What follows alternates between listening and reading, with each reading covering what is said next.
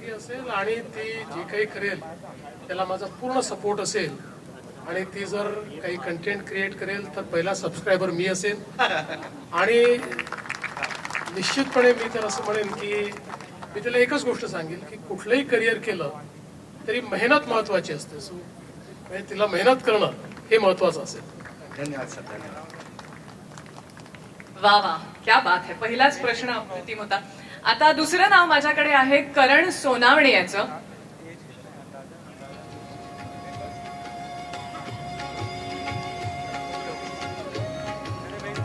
जोरदार टाळ्या.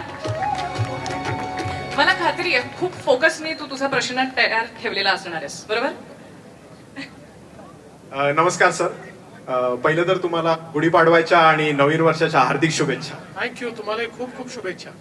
Yes. So माझा प्रश्न असा आहे, खूप इंटरेस्टिंग आहे कारण आता सध्याच मी बिग बॉस मराठीमध्ये जाऊन आलोय आणि मला तुम्हाला हा प्रश्न विचारायचा आहे की बिग बॉस सारखा आम्हाला 24/7 सीएमओ ऑफिस मधून भविष्यात लाईव्ह स्ट्रीम बघायला भेटेल का? बिग बॉस मध्ये ड्रामा आहे, सीएम ऑफिस मध्ये डिसिजन आहे. ड्रामा 24/7 बघू शकता, डिसिजन मेकिंग 24/7 तुम्ही पाहू शकणार नाही. But I am very open for live casting the entire decision process. But more than that मला असं वाटतं की आपण जे मोठे मोठे चांगले प्रोजेक्ट्स करतो, जे काही वेगवेगळ्या प्रकारचे निर्णय करतो, हे जर लोकांना लाईव्ह प्लॅटफॉर्मवर अवेलेबल असले तर ते अधिक चांगले असेल. सो तुम्ही आता जे बोललात त्यातनं माझ्या डोक्यात हे घुमतंय की काही प्रोजेक्ट्स तरी आपल्याला लोकांना लाईव्ह दाखवता येतील का, 24/7 त्याचं वेबकास्टिंग करता येईल का, हा आपण नक्की प्रयत्न करू. धन्यवाद सर. थँक्यू. थँक्यू थँक्यू करण. पुढचं नाव आहे समीक्षा टक्के.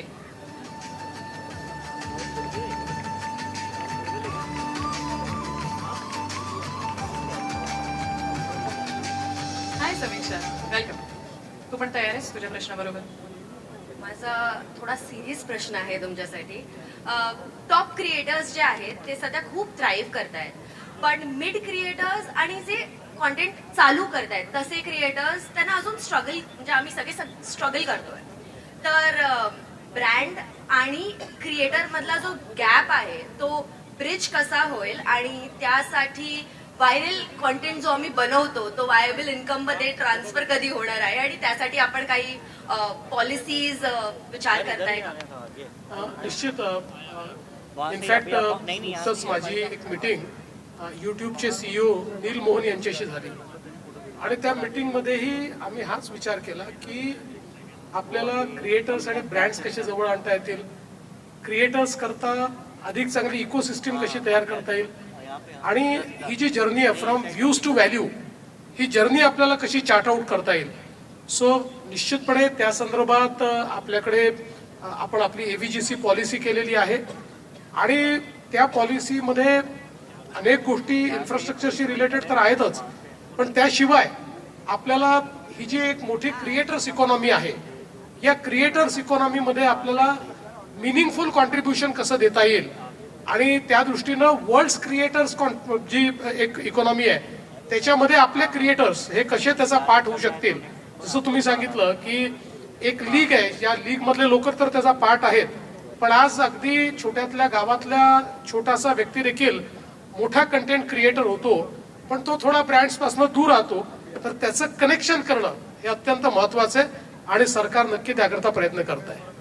Thank you so much sir. आणि तुम्हाला गुढीपाडव्याच्या आणि नूतन वर्षाच्या थँक्यू. खूप खूप धन्यवाद. वा. पुढचं नाव आहे अथर्व सुदामे.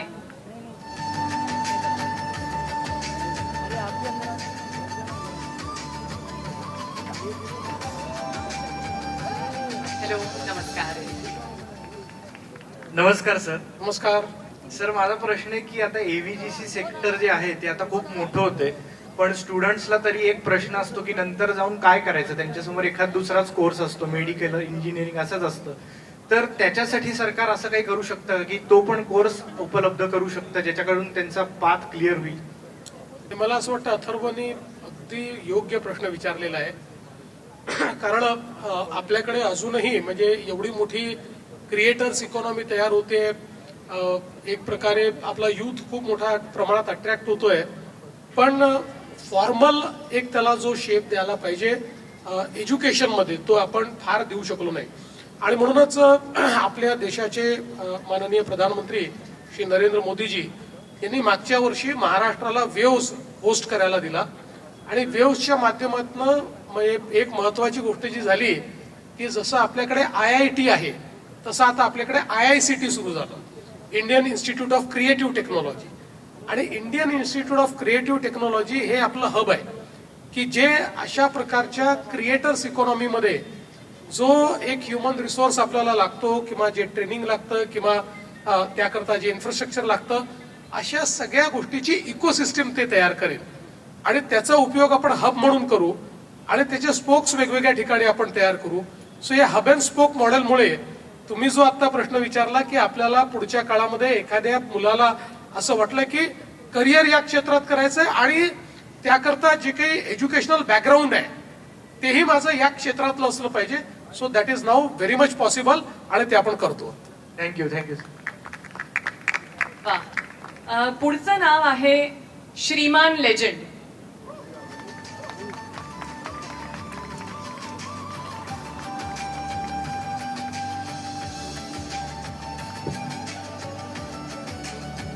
Hello, welcome. तुमचा प्रश्न.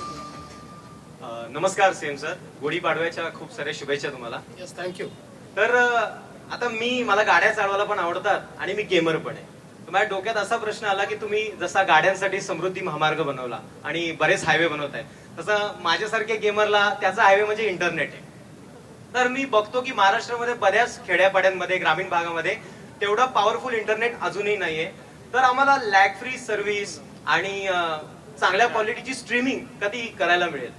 निश्चितपणे मला असं वाटतं की हा अतिशय महत्वाचा प्रश्न आहे आणि विशेषतः आय कॅन इमॅजिन की एखाद्या गेमरला जर लॅग आला तर काय परिस्थिती होईल. म्हणजे मला आठवतं की पूर्वी जेव्हा आपलं इंटरनेट सुरू झालं आणि त्यावेळेस एखादी वेबसाईट आपण डाउनलोड करायचो तर त्यावेळेस www टाईप केल्यानंतर ते लॅग जो यायचा तर त्याचं नाव वर्ल्ड वाईड वेबच्या ऐवजी वर्ल्ड वाईड वेट झालं होतं. तर तशा पद्धतीची परिस्थिती आता आमच्या गेमर्सलाही सहन करावी लागू नये याकरता अगदी शेवटच्या गावापर्यंत आपण फायबर घेऊन चाललो आहोत. जवळपास आपलं 70% काम झालेलं आहे. सो महाराष्ट्रामध्ये आज 40,000 गावं आहेत, 40,000.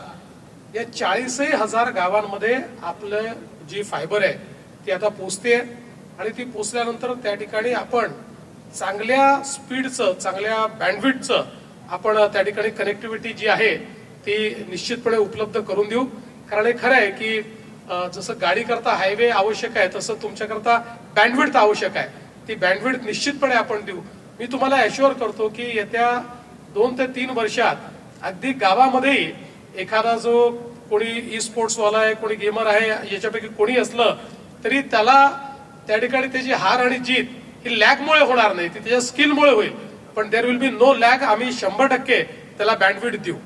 Thank you CM sir. म्हणजे माझ्यासोबत सगळ्यांना उत्तरे भेटली. Thank you so much. पुढचं नाव आहे पायल गेमिंग.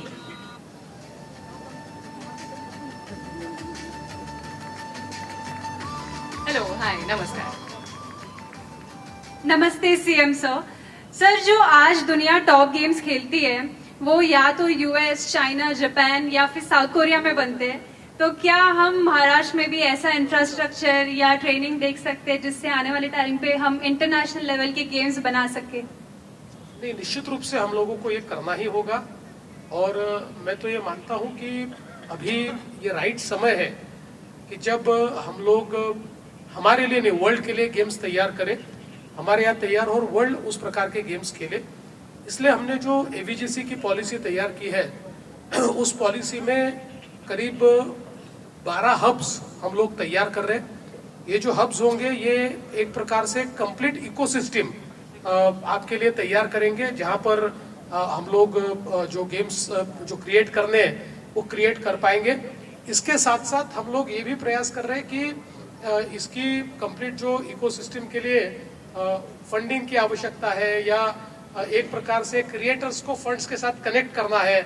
ये सारी चीजों को हम लोगों ने इस पॉलिसी का एक प्रकार से इस पॉलिसी में लिया हुआ है So I think that now is the right time when our people should think about creating games for the world. Thank you so much, sir. Thank you. Thank you so much. The next name is Raj Verma.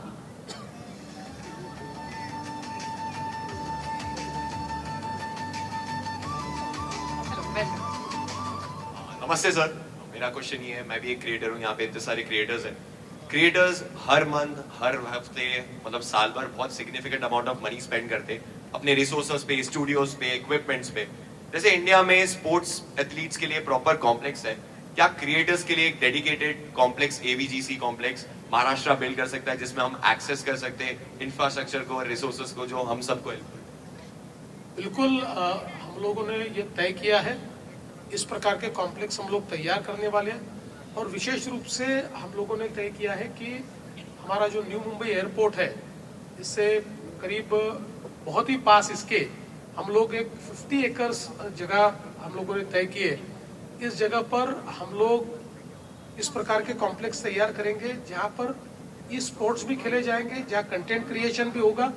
और इस content creation के लिए और ये सारी जो हमारी ecosystem है, इस ecosystem के लिए जो जो चीजें आवश्यक है, ये सारी चीजें वहां होगी, और वो भी इंटरनेशनल स्तर की होगी। मतलब जो भी इकोसिस्टम आपको दुनिया के किसी भी एरिया में मिलेगी, ऐसी इकोसिस्टम हम आपको वहां देंगे। Thank you sir, thank you so much. Thank you. The next name on the list is Kashvi Hiranandani. Welcome. Namaste sir. Namaste. Sir 10वीं के बाद हर घर पर यही सवाल होता है कि क्या मुझे साइंस लेना चाहिए, कॉमर्स लेना चाहिए या आर्ट्स लेना चाहिए। क्या महाराष्ट्र में कोई ऐसा सिस्टम रहना चाहिए ताकि बच्चे पूछ पाए कि क्या मैं गेमिंग में, VFX में या एनिमेशन में करियर कर पाऊँ और उसका एजुकेशन पाथ भी रहे?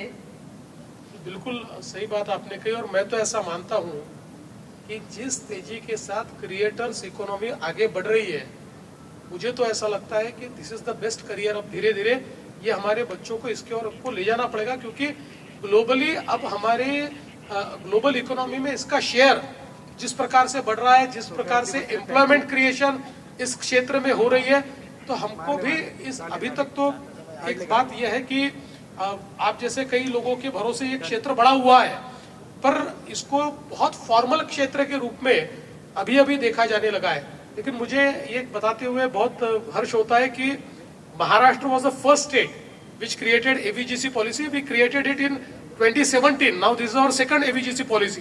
पहली पॉलिसी में हम लोग थोड़ा काम कर पाए बिकॉज उस समय एक क्षेत्र बहुत नया था, लेकिन अब ये जो नई पॉलिसी है, इसमें हम लोगों ने बहुत बड़े पैमाने पर ह्यूमन रिसोर्स डेवलपमेंट इसको AVGC का एक पार्ट बनाया है, जिसमें फॉर्मल एजुकेशन जो है टुवर्ड्स एंटायर सेक्टर एक बहुत महत्वपूर्ण थ्रस्ट एरिया हमारे लिए वो है।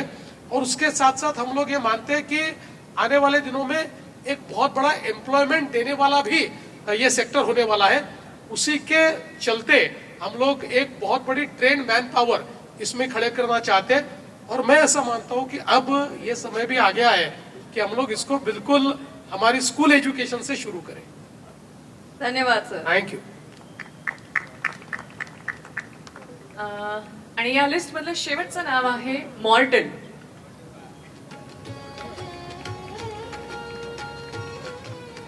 नमस्कार सीएम सर. नमस्ते. नववर्ष आणि गुड़ीपाड़वा से हार्दिक शुभेच्छा. Thank you so much. बहुत सीरियस क्वेश्चंस हो गए. मेरा ये क्वेश्चन है कि आपको कैसे गेम्स खेलना पसंद है, जैसे BGMI हो गया, कैंडी क्रश हो गया, या पॉलिटिक्स? देखो, पॉलिटिक्स के गेम खेलते खेलते बाकी गेम खेलने को समय वैसे कम मिलता है, लेकिन I will be very happy to play the games. मुझे पसंद है. अभी मैंने एक अपना कार वाला गेम यहाँ पर खेल कर देखा, तो मुझे याद आया कि बचपन में भी उसको खेलते थे, लेकिन बाद में छोड़ दिया. तो तब से खेला होता तो मैं भी शायद चैंपियन बन सकता था, क्योंकि मुझे ड्राइविंग तो बहुत पसंद है, लेकिन ई ड्राइविंग जो है, ई स्पोर्ट्स की ड्राइविंग, इसको मैंने कभी बहुत ज्यादा तवज्जो नहीं दी.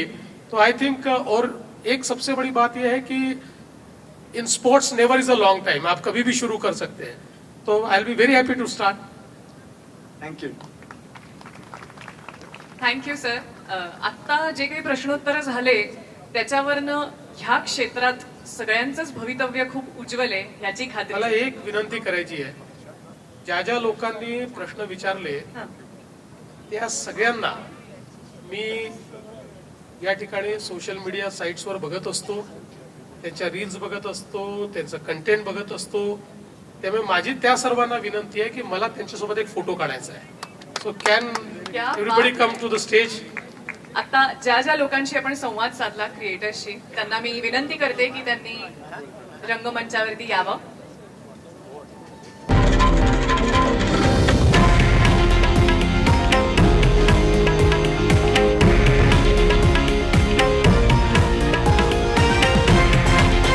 हे आहे देशातील नंबर 1 न्यूज नेटवर्क आणि आपण पाहत आहात TV9 मराठी, एकमेव.